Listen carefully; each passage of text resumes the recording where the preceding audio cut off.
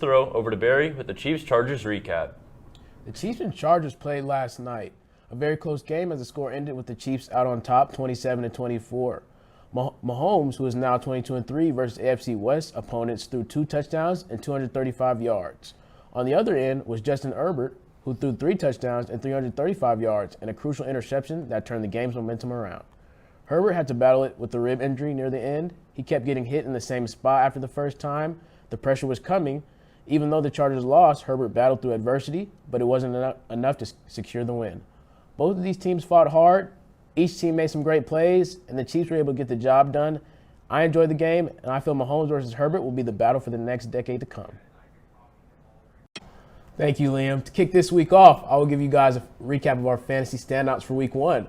I'll go off into the QB1, best RB1 and RB2, then move on to the wide receiver 1, and then the best tight end 1, the best defense, and yeah. Then after that, I will move on to our start 'em, sit 'em part of our fantasy, moving on ahead to week 2 of whom to start and who to sit. So first, our best QB performance of week 1, we're going to start out with Patrick Mahomes, who put up 34 fantasy points, had an outstanding outing in Glendale, racked up 5 touchdowns, 360 yards, and no interceptions.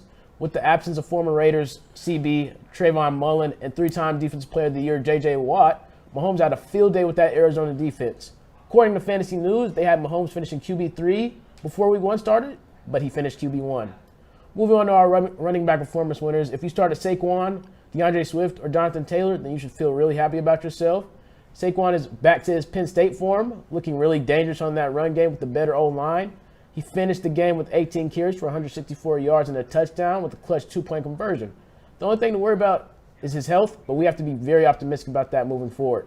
Next, we have our top performance at wide receiver 1 and wide receiver 2. Wide receiver 1, Justin Jefferson and Devontae Adams.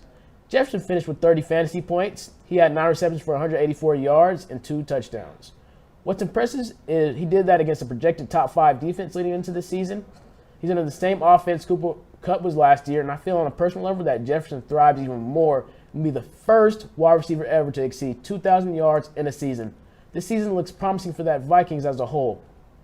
Now, our tight end 1 for this week is Travis Kelce, who finished with 18 fantasy points. He went for 8 receptions for 121 yards and this sweet touchdown grab. I feel like with the absence of Tyreek Hill, he will get more targets and will go for the record again, the tight end record. With the amount of weapons the Chiefs gained this offseason, it will just open everything up for Kelce to just be open more. With my heart heavy on Kyle Pitts to be tight end 1 by the end of the season, based on his performance on Sunday, I just feel like the crown will go to Kelce again. Wrapping up our fantasy recap with the best defense for week 1 is the Pittsburgh Steelers defense. They secured the win and absolutely got the best of Joe Burrow. They finished with 5 turnovers and a whopping 7 sacks.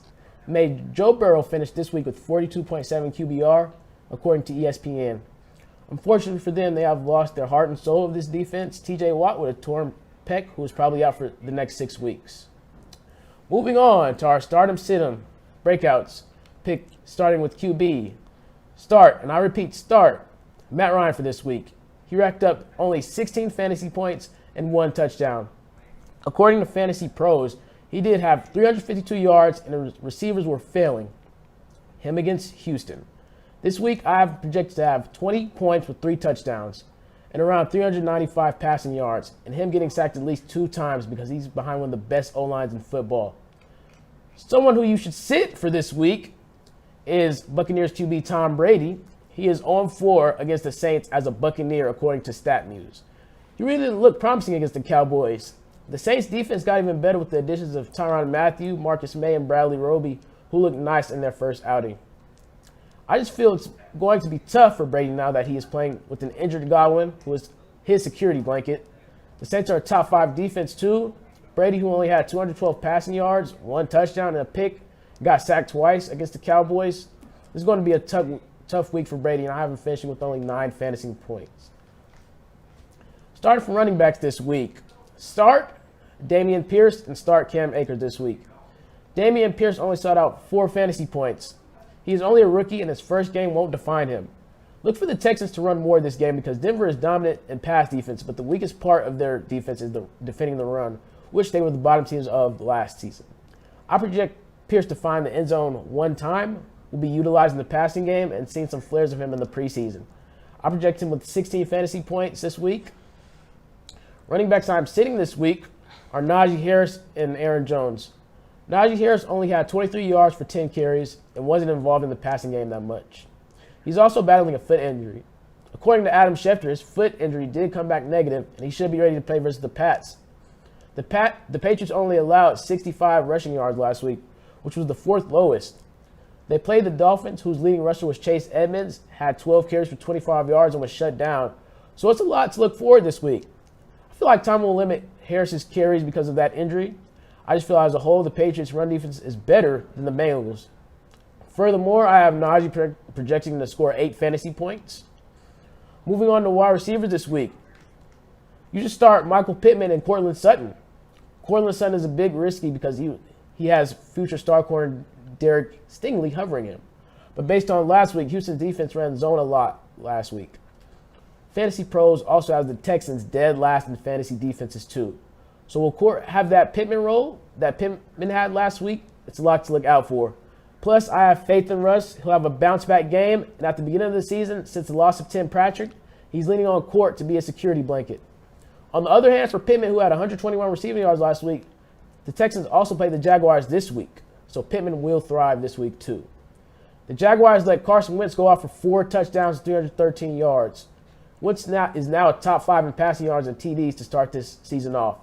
The Jaguars defense had a flare from rookie Trayvon Walker, but that's about it. Pittman gained 18 fantasy points last week, but I feel like I projected him to have 23 this week because it seems to me this is Matt Ryan's favorite target. A wide receiver that I'm sitting this week is Browns wide receiver one Amari Cooper. The Browns are a team that pass heavy to their running backs and tight ends instead of their wide receivers. Cooper, who only had 3 receptions for 17 yards, only got targeted 6 times. Jacoby Brissett is a good QB, but he's not the QB that will get your favorite receiver involved. Carolina finished 28th in fantasy points last week, Sunday with only 1. So with that being said, sit Cooper because he is also going against rookie corner Sauce Gardner, who hasn't allowed a single completion last Sunday when running man. I'm pretty sure New York will put him to the test this Sunday, facing one of the best route runners in the leagues. With that being said, I like Cooper as a player, but you're going to have to sit Cooper this week. Our second to last position, which is tight end, the tight end to start this week is Darren Waller. He is a tight end that can find the soft spots in zones, excellent route runner, and is going to face a team that allowed 44 points last week. Derek Carr is hungry right now. I know that defense has watched him and are solely focused on stopping Adams, so I feel Waller will pop off this game. Waller did, in fact, have 79 yards against the outstanding Chargers defense. Although he only dropped 8 fantasy points, I feel like after week 2, he will finish tight end 3. He will have a great season. Now, a tight end to sit for this week is Cowboys tight end Dalton Schultz. The loss of Dak Prescott until late October, early November will hurt Schultz's fantasy value. He was supposed to finish tight end 6 according to Fantasy Pros this season.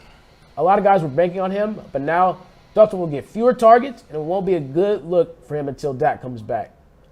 Finally, if you're in a 32-man, a 24-man, a 20-man, or an 18-man league, and you have 2 defenses, a defense you should start this week is the Rams. It was an off week for them last week, and since they're going against a weak O-line, they will get the sacks, the pass deflections, and probably some picks. Raheem Morris will prevail. He'll have a trick up his sleeve with the defense. To see him in the second year, he can't adjust. Especially playing against a team who lost Calvin Ridley and Russell Gage during the offseason, their pass game isn't looking too promising, especially with the weak run struggles of Kyle Pitts. A defense to sit this week is the Buccaneers. I just feel like Winston is going to air it out. A very dominant receiving core is coming in. Winston is going to be all over their corners. Landry went off on the Falcons. Thomas had 2 touchdowns, and Olave is going to be the best offensive rookie this year. I can't wait for this game, and the firepower from the backfield too is going to dominate too. The Buccaneers better watch out. A sleeper this week out of all positions is Vikings tight end Irv Smith in the big Monday night game. The Eagles DBs will focus on Jay Jettis a lot and Thielen, so watch out for Irv to get more targets this week and finish top 10 in tight ends. A bust this whole fantasy season will be James Conner. He was a touchdown machine last year, but also I don't see it happening again. Most of the goal line carries will go to Kyler Murray. Maybe James Conner will get some goal line touches. That Cardinals O-line isn't looking too promising, but we just have to see what happens. We're going to take a quick break and be right back with some